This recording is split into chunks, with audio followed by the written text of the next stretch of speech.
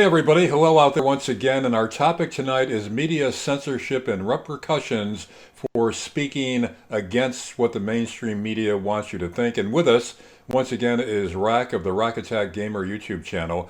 And the fact that you're concealing your identity, Rack, for fear of repercussions for speaking out is kind of a sign of the times.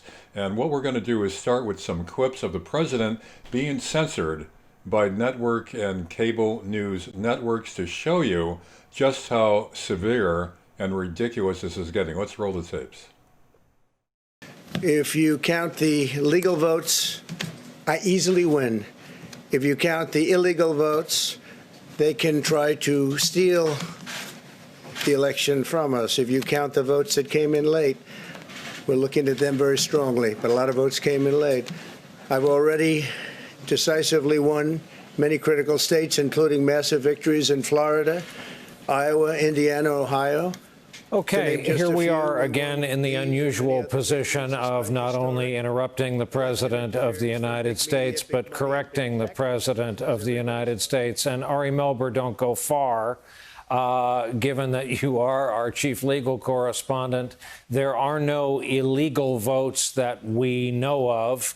There has been no Trump victory that we know of.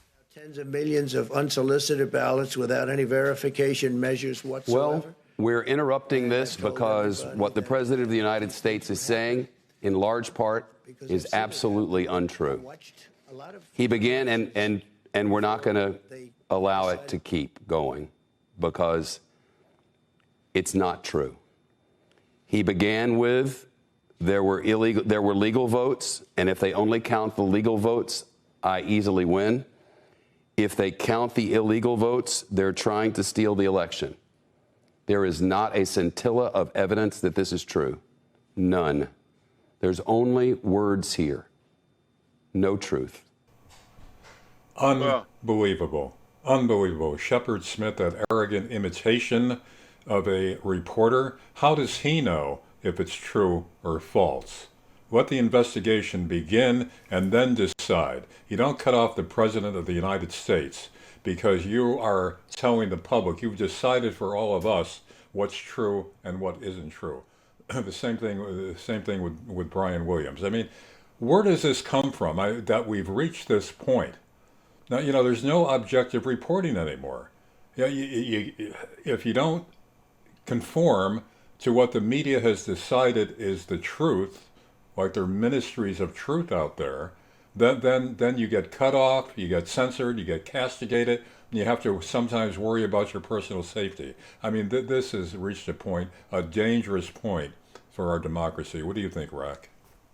Well, obviously, it's not good. I mean, I was surprised to see one of them, let alone two of them. This is not news. News is the explaining of what took place. You have an anchorman. He tells you what went on. They maybe play a clip that gives the full information. They stop the clip and they move on to something else. I mean, it's the explaining of what took place. Or actually, or even more basic, what it is, it's the reporting of what's taking place. The explanation kind of falls into editorialism, and editorials are fine if they are labeled as such. But for these guys to be taking it upon themselves to immediately decide what's true, what's a lie, is ridiculous. You let the story play out, and then if you want to do an editorial, fine, but you don't cut off the President of the United States or any other newsmaker, any other important figure like that in the middle of a sentence. Well, think of it like this also. I mean, we're talking about the President of the United States here. You would figure that somehow maybe he might have additional information that they don't have. Right. So, I mean, if the President of the United States is trying to come out with additional information and explain it to the populace, what are these guys going to do? Like, because they're not aware of it, they're going to, like, censor it? I mean, it's ridiculous. Yeah, not a scintilla of evidence so far. But yet, they were ready to run with all this stuff about Russian collusion, every other scandalous story about Trump, whether there was any basis in fact to it or not. They let that play out without any kind of editorial censorship of that. and now it's completely the opposite. You know, what are we going to have eventually? Book burnings like we see with the Nazis in the background from that era? Are we going to have the ministries of truth, George Orwell of 1984, with Big Brother you could see behind us, watching over us, telling us what is reality and what isn't? Well, what we got here is we got pushing of an agenda. But what I was trying to make reference to in what I was talking before was, like, the president may have additional information that Right. the news ain't known about. So if he wants to come out and present this information, the news should just accept it as whatever he says. I mean, he's the president. I'm sure he has people in the background working on different things, and maybe he's trying to present evidence, and immediately they cut him off. That's an agenda. I mean, what they could say is so far, there's no hard evidence that's been presented. We don't know if they're going to find any or if they have some that they haven't revealed yet. So, give it that kind of context. Just don't say, oh, it's all a bunch of lies and therefore we're not going to allow you to hear and see the President of the United States. I mean, where does this stop? We're going to have book burnings eventually. Also, now there's calls for keeping lists of people, taking names, writing down who cooperated with the evil Trump administration, and there has to be consequences for that. I mean, this kind of what do we got? We're going to have blacklists now. We're going to have another McCarthy era or something worse. I mean, this is getting so crazy that even 5 years ago, you never thought that so-called professional newscasters and so-called reporters would be even thinking this way. No, you wouldn't figure it, would you? Like I said, it's an agenda. I mean, me and you come from different backgrounds. You come from the industry. You should know how the industry works, how it used to work, as opposed to how it works now. Yeah. And this to me seems like an agenda. Doesn't it seem that way to you? It certainly is. They're all on the same page, just like they censored and prevented the reposting of the Hunter Biden laptop story. Now, in the old days when reporters actually acted as reporters, and especially investigative reporters, you would ask Joe Biden, at least ask him, Mr. Vice President, is that your son's laptop? Are those emails contained within that laptop authentic? Did you meet with a foreign businessman arranged by your son for a business deal, as seems to be contained within some of those emails? Ask him the question, let him deny it, but at least ask the question. They didn't even let that story get out.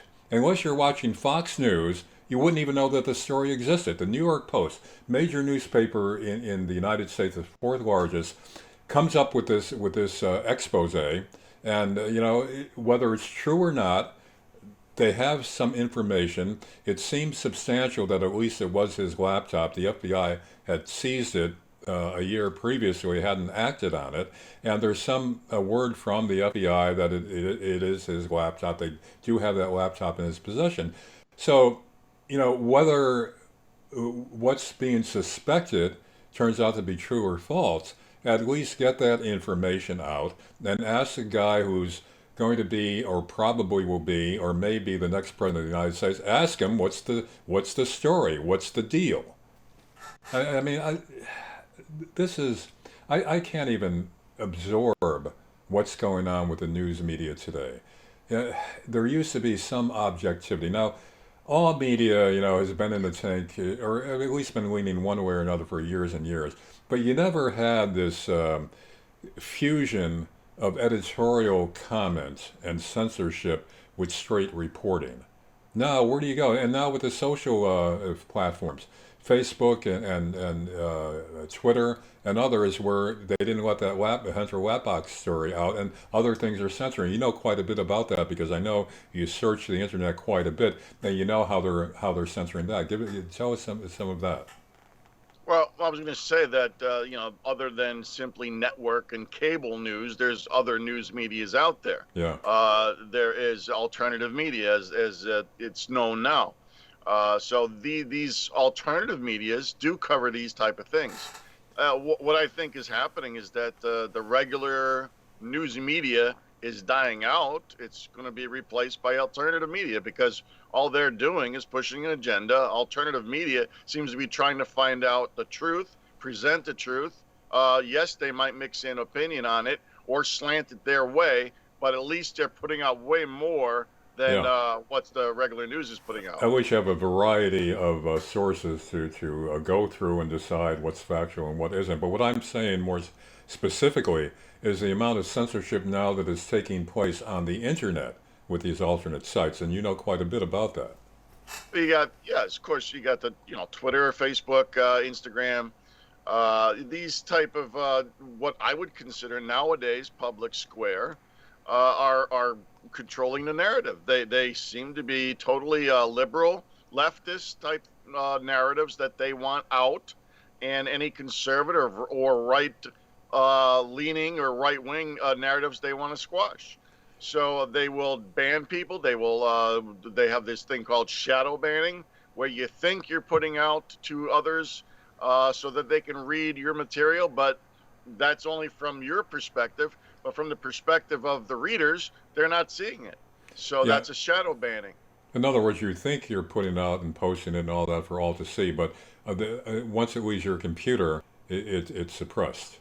Yes, yeah, it's shadow banning. That's what they do in the background. Yeah, so you think you're getting your message out, and you're not getting it nowhere. And also the algorithms, the way it works now, you search for stories and you find only the mainstream media stories. You don't find the alternative viewpoints unless you search very hard, page after page, and sometimes it's gone entirely, like down the Completely memory buried, hole. and they seem to be scrubbing like the Ministry of Truth with the Memory hole. Yeah. Yes. Yeah, it's the way it is anymore on regular mainstream media sites, regular social media sites. YouTube is one of the worst ones for doing searches anymore. YouTube used to be good to do a search. You put in a keyword or a title or whatever, and your particular video that you were looking for would come up. Now you have to search, like you said, through page after page, just to even find something that's not mainstream narrative. No, I speak from the perspective of a person who's been a reporter, a news anchor on TV, an investigative reporter for most of my adult life. And, the first thing you're supposed to learn as a reporter is to be objective and to separate opinion from just a factual presentation. Now, the factual presentation is Trump saying that the election was stolen from him. That's not to be confused with agreeing whether it's true or false, but you present what the president is saying, and then if you want to do an editorial on it that he's full of baloney, that's fine, but at least, get that information out. You start censoring the president and other key figures, you don't know what's going on, you don't know what they're saying, what they're not saying. It's the death of journalism and eventually the death of democracy. Because, the First Amendment was put in place there. A well-informed public, you need a well-informed public to get information to decide for themselves and to have the press as a watchdog of the government. Now it's become complicit with one side or the other. It's no longer a neutral party that's trying to purvey information to the public for people to decide and just to present factual events so that therefore you get a perspective on that rather than immediately telling the public that this is false, this is true. I mean, this is just unconscionable. Reporters always have their own personal opinions, I mean, you can't deny that. But the best of them and most of them in the old days, and the old days weren't that long ago, they kept those personal opinions out of their stories. Just presented the facts, and then an editorial could put a perspective on it one way or other, or the public decide. Now, with the internet, it had become in recent years, it became the last refuge of information that you can't find in mainstream media. Now, as you know, I feel a lot of it is baloney on the internet. A lot of this stuff is crazy, but until now, you've at least had a variety of sources to go to get information that you don't get with the networks and with the major newspapers anymore, which are all under control of 6 corporations. At least the internet gave you a shot at getting different information, and you sort through it. Now that's being censored too. So where do you go to find out really what reality is and what's going on? Well, you know what? You might be marveling over how this could possibly be this bad or have gotten this bad. But for me, there's an answer. The answer is that there is an agenda being pushed. I mean, we've talked about it many times, Yeah. and you know where I'm heading already. Yeah. But there's an agenda being pushed. Yeah, I mean, I would say this at the very least, you could see that mainstream media, that all the networks except Fox, and even that seems to be changing a little bit now, they're all on the same page of bashing Trump and pushing Biden and avoiding asking Biden any tough or embarrassing questions, giving him a break on everything, softball questions, whereas with Trump, just the opposite. Whether Trump is a scoundrel or not, at least give the same kind of inquiry and examination to Joe Biden as you do to Trump in spades for the last 4 years. I mean, it's the social media networks are in the tank for Biden. That's obvious. The networks are in the tank. The major newspaper, Washington Post, New York Times, that used to be much straighter with the news. Now they become propaganda sheets too. You know, would today's New York Times or the Washington Post publish the Pentagon Papers, publish Daniel Ellsberg trove of information about what was really going on with the Vietnam War?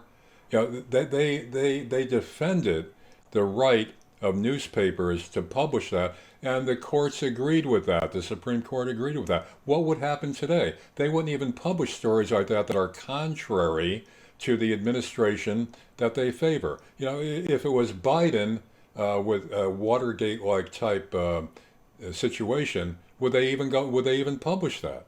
You know, apparently not, from the way they hid the Hunter Biden laptop story. I mean, you know, this isn't only atrocious. This is a clear and present danger to our democracy. You know, without real information and without a watchdog on the government, we're at the mercy of whatever special interests are propelling us in whatever direction they want. It almost seemed like Trump is correct when he says that the mainstream media news is the enemy of the people. Yeah, I mean, that used to strike me as, you know, kind of over the top, because the news, journalism and news media are essential to a free and open society. So that struck me kind of, you know, a sour note when he first started saying that. But considering what the mainstream media has become, they have become in large, or at least an increasing part now, the enemy of the people, in the respect that they're no longer objective. So in that respect, Trump is right. That's right. You said it's a matter of definitions. If we are thinking along the lines of a free and open press and investigative reporters that do want answers and do want the truth, if we think along those lines and Trump says that the news media is the enemy of the people, well then sure, that's a horrible statement. But maybe Trump knows something different, which it seems to be coming out now, that there's an agenda being pushed, that there is not truth coming out, that this is a swaying of public opinion. And when he says that is the enemy of the people, that's correct. Yeah, you know, First Amendment, Thomas Jefferson, you know, was a big advocate for getting that into the Constitution, the first among the first 10 amendments of the to the Constitution, because, and you know, the background story here is that Jefferson was not in love with the newspapers of the day. He thought they were full of lies, and you know, they were attacking him and other people unfairly at times. But despite that, he recognized that in the overview of it, if you have a free press, you have one newspaper taking one side, one newspaper taking another side, at least some of the information in the mix is getting out and people could decide for themselves.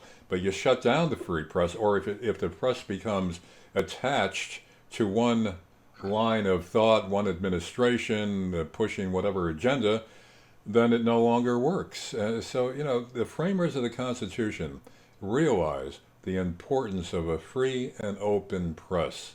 People need information, and the government needs to have a watchdog for democracy to survive. And we are headed in a very bad direction.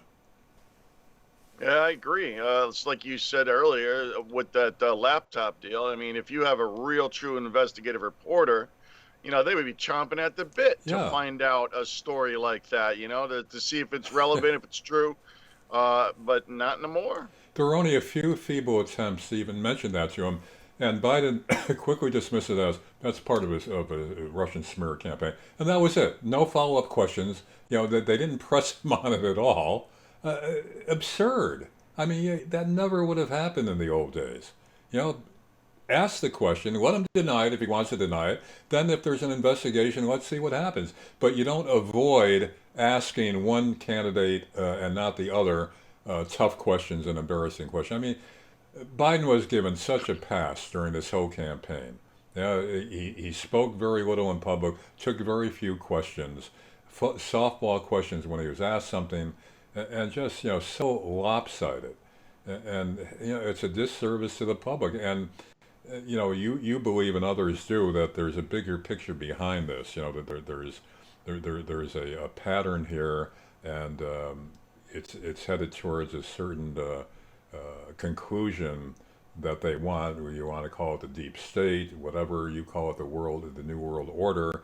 But more and more people now are so suspicious of how the media is not playing it straight that more and more people are getting on board with these conspiracy theories. Now, I don't know if that's good or bad, but you could see why this is in the air now, because people could see how obviously biased most of the media is. Well, this is nothing new, though. I mean, this goes back quite a while. I mean, I can take you back thousands of years, but we won't go that far. I mean, heck, Kennedy spoke of secret societies. Remember Kennedy's speech about secret societies? Yeah. What was he referring to? And what about Truman? Was it Truman that said about the military-industrial That was complex? Eisenhower. Was Eisenhower, who helped lead the Normandy invasion, a general of note, strong Republican, president of the United States, and he himself, being a military man, warned in his farewell speech in leaving office of the encroachment of the military-industrial complex. That's where that phrase became current when he said that. And this was a Republican, conservative, big military guy, helped lead the Normandy invasion, and he was warning us way back then about how this was festering. These people answer to no one. It's in effect a hidden government. People make money from that. They have these special interests in perpetuating it. And so who knows what's going on so far after Eisenhower gave that farewell address in 1960. So how rotten has it become since then? Well, I think the proof's in the pudding. We can see how rotten the media at least has become. So if there is something going on behind the scenes trying to push agenda and sway the world, then it's gotten as far as the media, every station, every channel of the mainstream media. Heck, Alex Jones, 200 and some places banned him. Yeah. I mean, for what? Is that his free speech? I mean, what is he saying that's so dangerous? And who is it dangerous to that he has to be banned off 200 platforms? Yeah. Well, again, I have mixed feelings on Alex Jones. I think a lot of his stuff is unsubstantiated and he takes a sensational angle. But as you rightly pointed out, a lot of the stuff that he said for years that people scoffed at eventually became true. And I guess that Epstein story was one of them, where he was the first to really start talking about this guy who had a Lolita Express and he had these sex palaces, and it was one of these blackmail operations. At the time, a lot of people laughed at that, but then eventually that came out. Well, I'm going tame on you today because I don't always want to steer the conversation back into the New World Order area. But, I mean, for me, almost everything is connected to that. So I've tried to resist it today, but yeah, we're getting there. Yeah. We're getting there already. And when you say that Alex Jones is a little bit radical or wild, what if it's simply the information he presents that's radical and wild? And what if people don't want to swallow that information? So they demonize him instead of the information. The information itself is bad. and there's Yeah. nothing two ways about it. Yeah, I mean, you could take that point of view, and again, I don't think any of these people should be banned. Let us listen, and let us go to different sources, different platforms, and then try to decide for ourselves. I mean, where does it stop when you start banning one site then another? And now you've got these geeks in Silicon Valley who are all super liberals deciding, what needs context, what's a lie, what's untrue, and what cannot be reposted on the internet. I mean, this is nuts. That these Silicon Valley computer geeks are deciding for us what we should consider true and what we should consider a lie, and what we shouldn't even be allowed to see or hear. It's come to a point now where, I mean, it's just, this would not have been even conceived of a decade ago. I mean, it was gradually building to that, but now it's reached what I think is a critical point. If this continues, I don't know what we're going to do for real information. And if Biden gets in, I don't think he's going to have uh, any motive to ban in to rein in the social platforms, because they've been good to him. They prevented the Hunter Biden story, so he has no reason to try to get them to stop the censorship. Another No, thing, absolutely none. yeah, another thing is, Alex, go go ahead. ahead. I was going to say that Alex Jones used to talk about how certain chemicals are changing the way of sexuality of frogs, and that was a big joke. Like, I spend some time on Twitter, and I'll see people making a joke about Alex Jones saying about gay frogs. Yeah. And then for me, I will answer them by presenting them with a link from Berkeley, California, showing the research done that shows that frogs are being turned gay, for lack of a better phrase. That's a more sensational phrase, I guess, but it's coming directly from research done at Berkeley, California. Yeah. And again, I mean, people don't follow anything in depth, and there is a lot of misinformation on the internet, but at least you've got a variety of information. If you're judicious about it, you get some information that you can't get in the mainstream media. And Another thing, we can't have voters not knowing certain things. yeah, You must have an informed voting pool. yeah.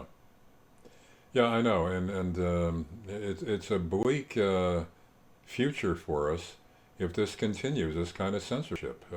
And again, now they're talking about taking names, making lists of people who cooperated with the evil Trump administration, and they shouldn't be allowed to be employed anywhere else, and they should be taken to task. I mean, that is a frightening concept, because that's what you used to have in Nazi Germany and other totalitarian states. People are I'd put like to on know. lists. I'd like to know what they think is so evil about Trump. What Yeah, is he doing that's so evil? yeah. I don't know. But I mean, even if there is some evil there, not everybody who supports Trump uh, is an evil person, is a racist person. They just have a different perspective.